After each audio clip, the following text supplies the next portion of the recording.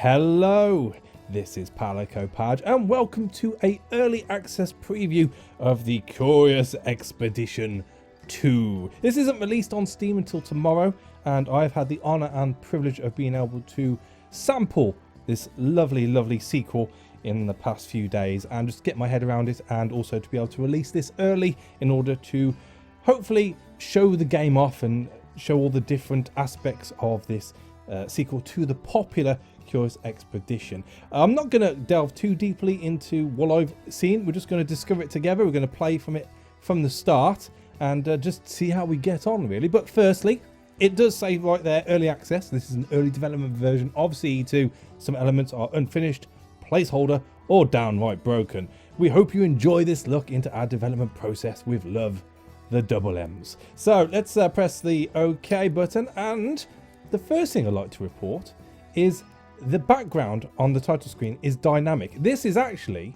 my group of explorers that I have going on my game as it stands right now. And as you can see, they're all lovely and animated, much as it was delved into on the Steam Early Access video that the Double M's put up last week. I'm going to start calling the Double M's. I like it. It sounds like a band.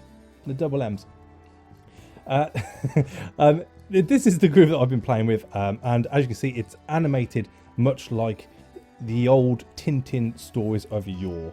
If you haven't seen Tintin, I suggest you look it up on the old YouTube. So I'm sure there's some old episodes. Don't look at the new animated ones, the film with James Corden. Rubbish. Go for the old cartoon comic book style. It's lovely. But anyway, I digress. Let's crack on, shall we? We're going to play a new game, and we're thrown straight into a tutorial. The morally certain are fools, but we must act like fools at times if great things are to be accomplished. That's Victoria Malin, Exposition Universelle Director, 1885. And by Jove, there she is. I was returning from a routine expedition to Peru when we spotted a great storm brewing on the horizon. And we have a couple of would-be expedition leaders along for the journey. The crew prepared to divert around it, but I glimpsed something inside. Land! An island in the middle of the Atlantic where none should be. I mean, look at that stone face. However did they lift that? Anyway. Over the protests of the captain, I gave orders to head for the island. Trembling but compliant, the crew steered us into the heart of the storm. Oh dear, man overboard already. Never mind. The tempest raged from an unnatural fury. A strange fog enveloped us and lightning crackled all around. The vessel was almost torn asunder by the crashing waves. Ah! That's it's probably a bit more gargled. There's probably a little bit of sea in his lungs where it's like, ah! Something like that, but yet just when death seemed certain, we emerged from the maelstrom into an almost perfect calm. Land ahoy. Directly ahead lay a lush tropical island. The storm safely behind us, we prepared to lay anchor and see what wonders this new land held. So, we have a new objective over to the right here. We need to explore this island. Now, being a tutorial, this island is set. So every time you start a new game, you will come onto this island just to give you the whats and wherefores of how to play the game. I know this route well. This island wasn't here before. So we have to set a waypoint. We all know how to do this if we're veterans to the original game. You double click and off you toddle. Look at them. All jovial, not knowing the true horrors which lie ahead of them. You've got to admire that. And we have sanity. Each move costs sanity. So you pay a base cost each time you move. Making fewer moves is more efficient. Obviously, you can only move for as far as your view goes, but it is all there ready to rock. Your sanity this time around is in the top right hand corner, represented by this purple swirly thing, and as you can see, as your sanity goes down, the swirly thing turns into a black cracked swirly thing, I suppose. This is the way to put that. So we are going to toddle along, and off we go again. Now, what lays before us? Oh, it's a question mark. Unknown location found. Move within 2 tiles to reveal it. So 2 tiles. Where do we go? What shall we see? You know, for the sake of just going to the question mark, I'd probably just click right on top of it. There's nowhere else we can go right now. It's blocked off in every other direction by mountains. Move next to the shipwreck, an old ship. Fascinating. Fascinating, I tell you. Now, one thing I do want to point out, before we go any further, is before you knew how many moves you were going to take wherever you went on the map. However, the other thing which is given as added information in this playthrough is if you look down to the bottom right-hand corner at your journal where it says what day you're on, it will also tell you what day you will finish up on. So if you are on a time-restrictive mission for any reason, you'll be able to get a better idea on how close or far away you are from the set time that you need to be at such a place. So a little thing just to take into account. Explore the shipwreck. Right, so let us explore the shipwreck. I came across an astounding discovery, the wreck of what looked like an old British naval ship. I couldn't help but wonder how it had come to rest here. Tsunami, tsunami. Steady on, friend, take care and we'll come to no harm. With every step we took on this strange island, we seemed to encounter another mystery. Well, let's have a look-see inside. Carefully testing the rotten planks before entering, we made a thorough inspection of the ship. After a time, we found several items of value. Oh, look at that. So, we need to take everything. As you can see, we have our top left-hand corner, which is the current inventory we are holding. And we have the bottom right section, which is the inventory we can pick up. And we have dynamite, we have the first aid kit, and we have a lot of shovels. I will go into the different items at a later point. For now, we're just going to take them and crack on. A dead end. Use dynamite. So, as with the first game, all you need to do is click on the item you want to use, place it on where you want to do it, and blow the crap out of it. Nothing will stand in our way. And through we go, I suppose. Oh, look! What be that? Angry natives already? No, no, no. A small group of indigenous people hurried to our location, seemingly drawn by the sound of our dynamite. Oh, okay, that was us. My bad, my bad. They seemed as shocked to see us as I was to see them. Yet once the initial wonder wore off, they demanded to know who we were and how we got here. So, at this point, and again, these things will be built upon later on in the game, you've got an option. You can tell the truth, I am but a lowly explorer, or you can boast of your great magic. Lowly explorer, great magic. Let's just stick with the truth, I suppose, for the time being. Using gestures in a friendly manner, I managed to calm the natives and show that we were but simple travellers. They welcomed us with friendly smiles. And we got a +2 standing on that, which is awesome. Standing represents your reputation with the locals. We are but travellers. After a short time, they made it understood that they must continue their journey. Before they left, they gave detailed instructions to their village, encouraging us to visit. So let's have a look-see. So, we have a new little icon to the right-hand side. Below the sanity, we now have our reputation with the indigenous people, which is, as, again, referring back to the original game, as standard. So we've got a 2, or +2, should I say, reputation with it at the moment. So we can do things, not a lot of things, but we can do things. And you use the scroll wheel to come in and out. And as you can see, this is the island in all its glory. Let us move towards the village. So we're going to come down on this side.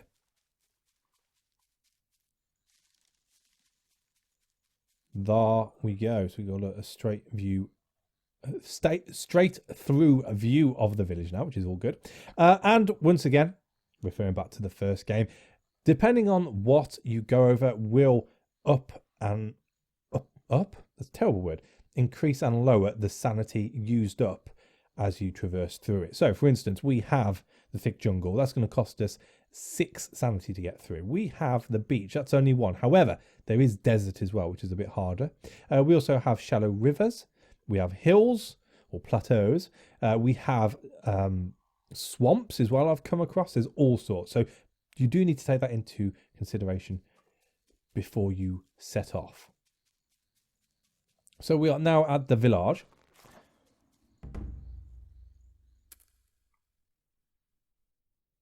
We approached with caution, but they welcomed us with open arms. It seemed word of our arrival had already reached the village. We come as friends. Nice cows. Interestingly, they did not seem as shocked by our strange appearance as I would have expected. One would almost suspect that we were not their first foreign visitors. Oh no. Right, so on any usual trip into a village, you can rest in the village, you can trade, you can now meet with the rulers, which has some special options of its own, and you can leave. As you can see, these are locked off as we are in the tutorial, so all we can do is trade. A woman from the village opened a small woven box, revealing the village's trade goods. Well, let's have a look-see. So, we need to offer extra items to get to 3 standing. We're currently at 2, which is all super duper. But what to give? We have chocolate, we have first aid kits, we have dynamites, and we have shovels. Now, back in the old days, in Curious Expedition 1, shovels, other than to dig up buried treasure or the special box which you are tasked with doing on certain maps, they were pretty useful. However, most items that I've played with in this version now have multiple uses. So, for instance, we have 3 shovels on us, and back in the day I would have gone, shovels, they're useless, get rid of them. But in certain circumstances, there are reasons for keeping shovels behind, enabling you to be able to pass other tests around the island. Just something to keep in mind before you start trading things. However, we do have lots of dynamite, so let's give him a bit of dynamite. How much do you want? 1 standing. So plus 1 standing on 2 standing is 3 standing. Awesome. I can math. I reached a deal with the natives, and now we can meet with the ruler. The lock does actually stop there. That just says that there is a requirement for you to be able to open this up. It's not just open to you every time. The locks for the tutorial on the left-hand side, as you can see. So that lock will always be there. Don't worry about it. I strode into the hut where the ruling council held their hearings. An elder stepped forward and greeted us with a warm smile. We were allowed 1 request. Oh, okay. I asked if it were possible to gather any who were inclined to join my cause. Oh, are we going to recruit? So we have Naruyogol, the native scout, and we have Bayalu, the native priest. Now, we haven't really looked at people yet. As you can see, they do come pretty much as they did before. So they both have a perk, should we say. So for the scout, it is view distance, and for the priest, it is maximum sanity, much like the normal priest that you can pick up back at home. They both have an experience bar, which, as you find items around islands, their experience goes up, and they have die as well. They can also have, as you can see with the priest, a foible. I like the word foible. Claustrophobic. So again, that's something you need to take into account if you were to take somebody on like that. However, the capacity is exactly the same on both. It's 2. And more importantly, they can hold stuff now. Now, these will help during fighting. So they can hold something in their hand and they can wear something. But again, we shall go into that at a later point. At this point, though, for sake of ease of application, we're going to go for the scout for the view distance and the fact he doesn't have anything wrong with him. so there we go. Naruyogol, the native scout, joined our trek. Yeah, what he said. So, my request granted, I bowed to the council and left them to their business. Tip top. I emerged from the hut, blinking rapidly as my eyes adjusted to the light outside. And now we can rest in the village. It is going to cost us 2 sanity. That's what this icon means here. Not sanity, I apologise. Reputation. 2 reputation. So we will get a hit of our reputation. Because let's face it, we're slobs. We hang about in the village. We leave Coke cans lying around. You know, we ruffle up the fur on the cows. You know, it's generally a bit of a mess by the time we leave. We unpacked our belongings and prepared to spend the night with the natives at their campfire. That evening, the villagers were planning a ritual dance that seemed to serve as an appeasement of their gods. Dancy, dancy. They called these deities the Palikau, a strange word sounding foreign to their tongues. Apparently, these gods were builders of great magic artifacts. No comment. I was invited to join their dance to honour the great builders. I considered carefully. Refusing might offend them, but a false step would be an even greater insult. And we have our first skill roll. So we shall accept because, well, we can't decline. And as you can see, from now on, you actually get a percentage chance on the die that you currently have in your possession. And we have 3 lots of 33% chance. So we've got a chance. Let's see what happens. So we roll. They're animated and we pass. Thank the Lord. Thank Palacow. Thank Palacow. The rhythm was entrancing. To my surprise, I managed to follow the complicated pattern without missing a step. Look at them boogie. I like to think they're dancing to the Venga Boys. It seems that sort of movement. I finished the dance with a flourish, and the natives erupted into cheers, clapping me jovially on the shoulder. They gave a gift to show their appreciation. And we've picked up a spear. Lovely. And we can equip the spear. Right. That's great. I can't see what's said because the blue thing's in the way, but that's fine. So, up in the top left-hand corner, we have our party status button. So we can click on that, and that will bring up all the people we currently have in our party, along with all the inventory we have. Now, the nice thing about this is all that inventory you see at the top there is weighted. So those are items which are going to take up spaces in our bag. Weightless items are now actually separated from the weighted items. So if we were to have any weighted items, they would be below. So you can actually see now a lot easier how many spaces you've got left in your inventory, which is going to be accumulated by a weighted item, and what weightless items you have below it, which is lovely. So we have this spear. It's equipable in the hand. You now select a person and you click on the item, and automatically it gets equipped and gives us an extra die to play with, which is super duper. You can mix and match these. I have come across a few combos in my playthrough so far of items in the hand and on the body, which can not so much reverse negative effects, but sort of cancel each other out. But again, we'll get into that later on in the playthrough. And, well, it says exit the manage trek screen here. We're not going to do that right away. We're going to have a quick look at the other people we have. We have Cornelius Harold, the big game hunter, who's got, well, the options of red and green on their die. We have Etienne Maisonette, which is green and blue. And we now have Narayogel, again, who's green and blue. So let's crack on, shall we? The evening's activities complete. We settled in for a quiet evening by the fire before retiring to our bedrolls. Look at that. Lovely. I like how it sort of disappears into the sky. And that focusing in and focusing out happens for different reasons in different ways. It's all very lovely. I spent several quiet and peaceful days in the village. We felt comfortable among the welcoming villagers. You may now do as you wish. You might want to rest again to recover more sanity. That I shall do. I mean, I'm not one to overstay our welcome, but, well, they love us. I told the team to unpack our things and prepare for the night. That evening I approached one of the natives in an attempt to learn their language. Once she understood what I wanted, she was delighted to teach me. I've always found that the locals of any place are delighted to share their culture with strangers. One must simply take the effort of reaching out.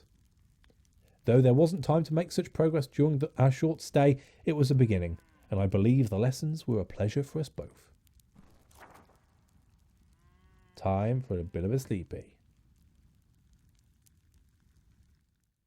So our sanity is popping up. 84. I think we can pretty much get away with it from here on in. I recovered in the village for nearly a week. Wow. We seemed welcome here. So we're back down to one standing. I don't think there's any need to hang about anymore. We've got chocolate on us anyway. I told the crew to pack and sallied forth as new adventures were waiting. The natives seemed indifferent to my departure. Well, it's nice to know you've left an impression, I suppose. Or not, as the case may be. So, back onto the map. Now, as you can see, there is this horrible, horrible purple cloud currently surrounding the island. This is something which will encroach onto the island as it goes. And from what I can tell with my experience from it, it will sap your sanity if you have to be in it for any reason. This is something which, as I said, comes around the island, but also can be brought up in temples. So something to keep in mind. So because we are not so much running low on time, because it is still just about around the island, but it is time restrictive, I'm going to ignore this place down here. I don't think there'll be much down there. We have a whole top island to look through as it stands right now anyway. So let's crack on north, shall we? 25 sanity. We should be all right. Yeah, there's nothing down there. I'm sure of it. I'm sure of it. So across the river we go. And we're about to enter our new biome. As we ventured deep into the wilds, Narayogel stopped short and pulled me aside. It seemed that we were nearing a site of some interest. The old remains of what she described as the Pale Travellers. This certainly sounded worth investigating. Visit the old camp. Okay, so one thing to talk about when it comes to the new maps in this game. You no longer have biomes within islands, so you don't have the set dry lands and the set jungle and the set desert. They can all intermingle on the same island now. Now, generally speaking, that means that playing through each island is a bit more diverse, which is lovely. You don't know quite what to expect, but also it means that, here's my first Palicao Padge tip for you. At the start of each expedition, it's always worth picking up a bit of water off your ship before you go anywhere, because you may need it. It's something you can drop. You don't necessarily have to keep it on you all the time, but it's good to have that option. And, well, we're here at the old camp. Let's have a look-see. We approached the abandoned camp, hoping to find supplies and possibly answers. Unfortunately, a group of scavenging hyenas were already there and attacked on sight. Look at them. They're evil, I tell you. Evil! I mean, one's even gone peroxide blonde. Sure sign of evilness. Roll the dice. So, usually you get the opportunity to flee. If you don't flee, you get an ass kicking. So if you can, if you think you can get away with it, it's always worth rolling. And, well, as you can see, the actual attacking sequence has changed a little. So for each person and their represented die, they get a choice of what to do. So we have the attack die, which is the red. We have the utility die, which is the blue. And we have the... I always forget what the blue... Sorry, utility die, which is the green. And then we have like the health die, which is the blue. We've got red, green and blue. That's what I'm trying to say. We've got red, green and blue. Now, they don't necessarily stack like they used to in the old game, but you can find combos. So, with that being said, let's bring this one forward. So you select a die. It tells you what it is. It's the cracking wallop. We're going to do 8 damage to one of these, whoever we choose. However, there's a 25% chance we will stun. Let's see what happens. Smack him! Give him a punch. Attack him again. So we've got spear thrust, damage of 7. And, well, might as well focus our fighting, I suppose. And now we can re-roll. Now, the nice thing about re-rolling is you do get the opportunity to do it at least once. There are ways of increasing that. But you can not only re-roll your die here, but you can also, if you're not happy, throw in any coloured die you haven't used and try again. There we go. So we've got the Inspire die right now. So this will up the strength of any ally you choose to put it upon. So with the Anthropologist having a punch option here, it makes sense to put it onto him. So there we go. This character's attacks are now much more powerful throughout the rest of this fight, at the very least. And it's a weak punch for a total of 4 plus 8, which is 12. So let's kill off that hyena. Down, boy, down. And this is where the hyena has a go. So we took a little hit, nothing too major. I think, yeah, we can do a heal. So let's heal him up a bit. Ah, there we go. And let's give him a punch. Heroic Haymaker. Whoppa! And we'll re-roll what we got here. Oh! Well, that's unfortunate. And very funny, supposedly. So we're poisoned. Not good. We should be alright. So, let us... So we've lost the strength. What does this one do? Cunning Blow. So this one interrupts the shield and causes damage as well. We don't need to worry about that though. So we are going to inspire Etienne once again, as he can do a weak punch, which is now a moderately weak punch. There we go. And we can finish off with a spear. Boom. And we've got a little bit of fur.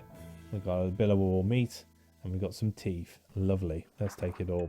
We took what we could and cautiously approached the old campsite. Perhaps they were valuables that the hyenas hadn't destroyed. Let's have a look-see. I ordered a search of the area, a feeling of dread prickling the back of my neck. I hoped my trek would avoid the fate of these sorry explorers. Give it a quick once-over.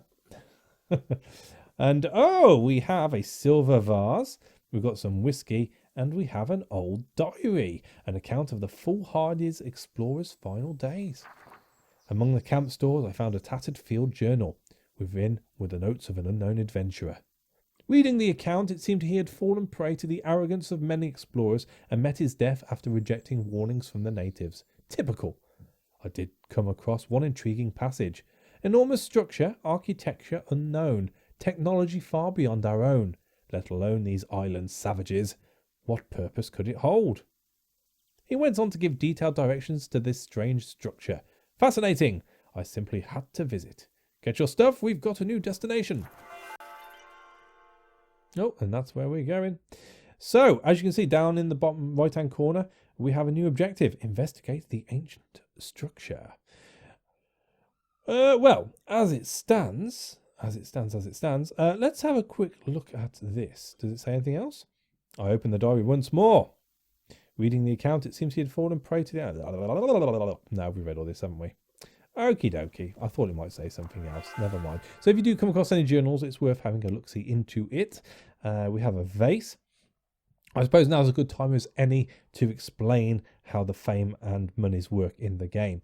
So with this silver vase, as you can see, we have a value of 20 francs, that is, and below we have a 15 of a rosette, apparently. That is the new way of showing fame. Fame is accumulated, once again, through the acquisition of jewelry and general gold statues and stuff like that on the each individual expedition you do. However, you no longer get the choice to be able to either sell them or put them in for fame. Anything that you trade on the island is what that monetary value is used for. And if you were to take it away from the island and get back to Paris, which is where this game is based, then you will get that fame value. It's not, as I said, it's not either or now. It's something which is either monetary value on the island or fame value once you get off the island. So again, it's just something to keep in mind as you travel around on what you want to keep and what you want to trade with the natives, traders, shamans, etc., etc. So we have found a waterfall. The waterfall was something to behold. It was an awe-inspiring sight. The water was fresh and cool. Lovely, lovely, lovely. Well, let's rest. I instructed the trek to halt and I told the people to rest. The team eagerly gathered wood for a fire. Nice. At the urging of my comrades, I told a small anecdote of my travels that evening. I was meeting with the leader of a small village in Egypt, seeking permission to investigate a local tomb. Things were going very well until he offered me a local delicacy. One should never turn down a meal offered by their host. True enough. Not wanting to offend, I ate heartily. Unfortunately, it seemed that the plate containing a quantity of shellfish to which I am terribly allergic. I did not sleep well that night, I can tell you that. The following morning, my guide to the tomb ran screaming when he saw my swollen face, thinking I was some kind of demon or ghost come for vengeance. I could have explained, but the locals began to arm themselves when they saw me coming. Sadly, I never did manage to see the inside of that tomb. Never be too proud to run from the business end of a rifle. True enough words if ever they were spoken. Let's have a sleep, shall we? Oh, everybody laughed at the fact that I almost died. And there we go. We are resting up. Close enough to how it wants to be. Again, we got chocolate. As I prepared for departure, I knew we would miss the rumblings of the falling water. The falls were glorious. And again, we do have an option here to refill water. I know for sure that there is no desert on the tutorial island, so I'm not too fussed about taking any. So let's crack on. And, well, we're trying to get up to this mysterious looking thing up here. So let's move to there, shall we?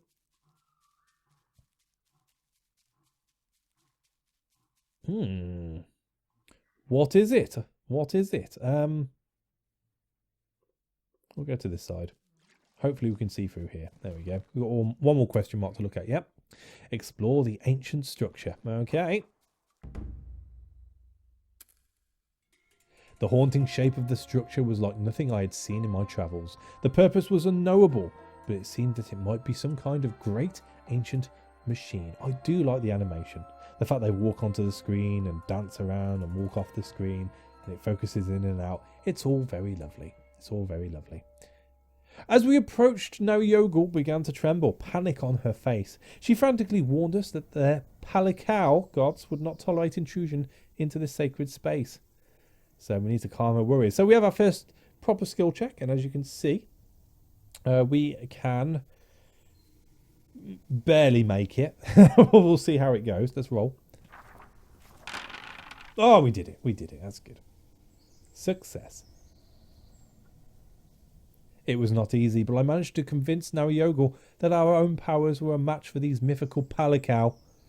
No one's powers is the match to the mythical Palikao, I'll tell you that for sure. Though she remained nervous, she would stay with us. I approached the platform that seemed to control the machine. A strange dread filled me as I drew closer, but the idea of turning back now was unthinkable. As I lay my hand upon the central crystal, a great creaking and clanking filled the air. The surface grew hot to the touch, and a ghastly purple fog began to pour forth. I fled that place, the billowing fog chasing me back to my ship.